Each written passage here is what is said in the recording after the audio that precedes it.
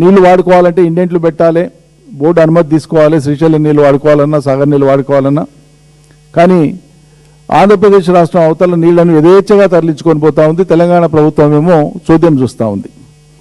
Ad hoc arrangement కింద ఉండేటువంటి water అరేంజ్మెంట్లో కూడా గత 2 సంవత్సరాలు, మొన్నటి వానాకాలం అంతకుముందు వానాకాలం 2 సంవత్సరాలలో కూడా ఎన్నడూ లేనంత అతి ఎక్కువగా ఆంధ్రప్రదేశ్ నీళ్లను తీసుకొని పోతే తెలంగాణ ప్రాంతం మాత్రం, తెలంగాణ రాష్ట్రం మాత్రం అతి తక్కువగా నీళ్లను వినియోగించుకున్నది.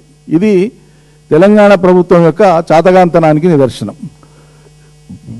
ముఖ్యమంత్రి ప్రశ్నించాడు, అదేవిధంగా కేంద్రానికి రాయాల్సినటువంటి లేఖ రాయడు, అపెక్స్ కౌన్సిల్ని పెట్టండి అని డిమాండ్ చేయడు. ఏం నడుపుతున్నారు వీళ్ళు అసలు? మరి నల్గొండ జిల్లాలో, మా పాలమూరు జిల్లాలో ఇలా వేసుకున్నటువంటి పంటలన్నీ కూడా నోటికాడికి వచ్చినాయి. వరి చేలు కానీ, మక్క చేలు కానీ, రకరకాల పంటలు నోటికాడు ఉన్నాయి.